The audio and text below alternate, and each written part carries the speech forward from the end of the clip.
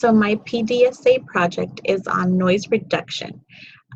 Basically worked together and put together a committee in my hospital regarding doing a noise reduction program.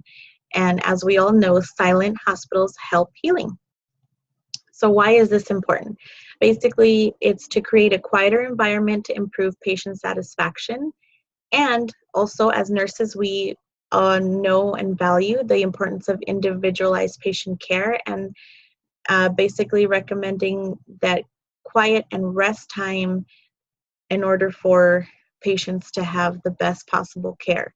One of our biggest issues is in our hospital specifically is that our HCAP scores have been low, especially in the subject area regarding noise reduction. So this is one of the things that we are basically striving to promote, and you know, as we understand that this will help facilitate patient healing, it reduces staff stress and decreases medical errors.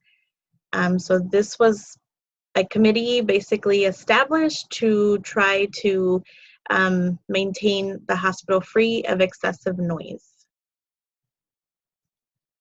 So comparing our hospital, which is Harbor UCLA, and to other hospitals in the area, unfortunately, our HCAP scores have not been very high, as we only have 2 out of 5 stars currently on the overall ratings. But specifically in the area of the noise reduction, we are basically measuring up to 36% of patients are reporting the area around the room as quiet, compared to 53% and 62% of other patients in other hospitals close or in the area. So obviously there's something that needs to be done regarding this, and that's why we are trying to make changes. So some topics to discuss are: where are the sources of noise coming from? What are the negative effects of the noise on patients as well as staff? Strategies and interventions that we can implement to decrease this noise, and basically what is the Silent Hospital Helps Healing campaign that we are dealing with. So some sources of noise. As you can look at the pie chart here, there's a lot of different areas of sources of noise, but one of the major issues is conversations. This may be between bedside shift changes, where I think it's probably one of the loudest times of the day. You know, staffs at the nursing station having conversation, patient visitors. Also, one of our biggest issues in our hospitals is that we don't have private rooms. We have you know, up to 4 patients in one room, which can make it very noisy and not a very quiet and healing type of environment. Also, the environment, which consists of, you know, monitors, alarms, any IVs that are beeping, other patients, like I said, in the room, and, you know, TVs, cell phones, etc. And equipment, either housekeeping carts that are you know, rumbling through the hallways, and then cleaning equipment, floor buffers, all of those things. So negative effects of noise on patients and staff. So there are multiple negative side effects from noise, including sleep disturbances. This can cause elevated blood pressure, elevated heart rates, and, you know, even increased use of pain medication. You know, while technology often gets the blame of our recent issues, also patients also report that the staff, you know, chatting, laughing, and all of that also damages the quiet environment, which is part of needing to educate the staff as well regarding the need for a culture of quiet. You know, trying to keep the talking, the chatting down to a minimum, especially in the nursing station. During shift report, it can get very loud, very noisy. Trying to implement or educating, you know, the staff to try to keep their voices down to a minimum, or also doing things like maybe possibly closing patients' doors that are close to the nursing station to try to decrease that noise level.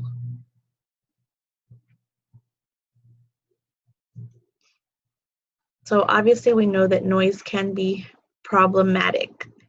It causes stress to the patients as well as to the staff.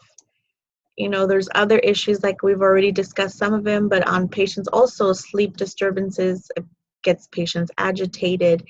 It reduces the healing and recovery time. It reduces not the time, but the amount of healing and recovery the patient needs, and also requires additional medication, possibly sleeping aids that maybe these patients didn't use before, but now are having to request.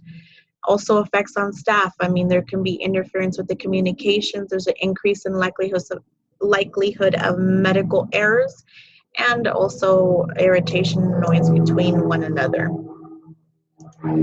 So some strategies and interventions that we can implement to decrease noise. So basically, modifying our behavior seems to be the number one key to strategy to basically reduce the noise in the patient care setting. So some strategies and interventions to sources of noise would be the patient care equipment. So respond quicker to alarms. I'm especially on a cardiac floor, so we have a lot of alarms constantly going off. So responding to those, verifying what the issue is and whether or not we need to silence the alarms is important, so that the patients aren't getting annoyed, frustrated with such, so much noise and right at their ears. Patient TVs, also educating and reinforcing to our patients that there's other people in the room, like I had previously mentioned. On our particular floor and hospital, we have 4 patients at one time to one room, so we need to maybe consider other options of, if they're watching TV, offering headphones, because having them be a little more mindful that there's other people in the room and in need of a quiet environment. Also, like we mentioned, staff conversations, educating the staff to use soft voices, and most of all important, to use during shift change. Patient and visitor conversations, remind them to use softer voices, be considerate of others, reinforce our visiting hours, and try to keep visitors to a minimum. Like on our floor specifically, we have a 2 visitor minimum at a time to try to decrease this noise in the room. Overhead pages, try to, we may not have a lot of control over the overhead pages, but trying to use other systems like what our hospital has incorporated a while back regarding alpha pages through the systems, through the internet online stuff, straight and versus like overhead paging that can cause more unnecessary noise. Trying to do cluster care, so trying to go in and take care as much as possible at one time, so that we're not constantly going in and out of the rooms, causing distraction and irritation to our patients. Housekeeping, one of our biggest issues on our floor is the floor buffers. Trying to change it to a more reasonable time, because we have had issues where they come to buffer the floors in the middle of the night, which just doesn't quite make sense, especially since we are now trying to incorporate this quiet time. And then another big one would be reinforcing the visiting hours. So being aware of what our visiting hours are, letting our patients and visitors know. Like, for example, on our floor, it is 9 to 9. So anytime after 9, we would like to say it's our quiet time, and we need to make sure that we limit the visitors to 2 per patient, and then hopefully a maximum of 20 to 30 minutes. But, obviously using your nursing judgment. If there's any issues, go up the chain of command as necessary to try to stay compliant. So some of the things that we are now trying to use it as interventions that we didn't have before are these three different things, which is earplugs, eye masks, and headphones. So now these are available in our supply room, and basically they're great and can follow the patient throughout the hospital stay. These are for the patients only, not for visitors, but these can, greatly decrease the issues with the noise.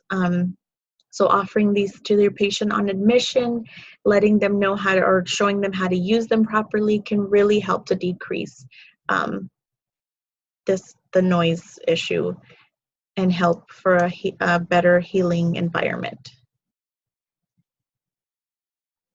So basically the campaign that we are in the middle of, or actually have already launched, is the Silent Hospitals Help Healing. So the shush is to help improve the HCAHPS metrics, is basically the quiet at night. And then we do have something is called the noise ear, which measures the decibels, and data is being collected constantly. So a red ear is basically telling us we're too loud, that we need to try to keep it down. A green ear is what we're shooting for. That means that we're at a good level, and we're not being disruptive to the patients. So quiet time is between 9 p.m. and 9 a.m. and we have to reinforce this time to the patients and visitors.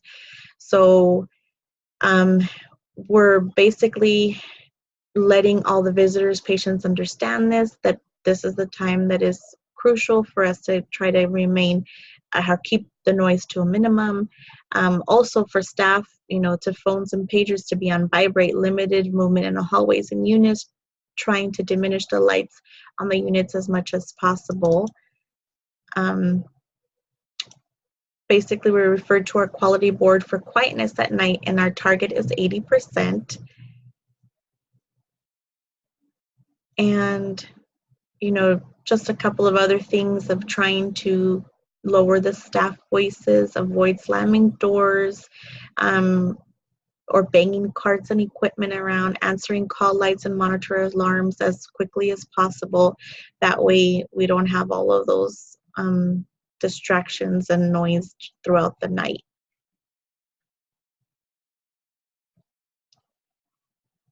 We also did implement which just recently was put up in our unit, is the actual boards stating that this is our quiet time, our designated 9 p.m. to 9 a.m. quiet time. So hopefully that, seeing that will allow patients and visitors, staff to be constantly reminded of this and help to increase our scores when it comes to noise reduction. And that is my presentation.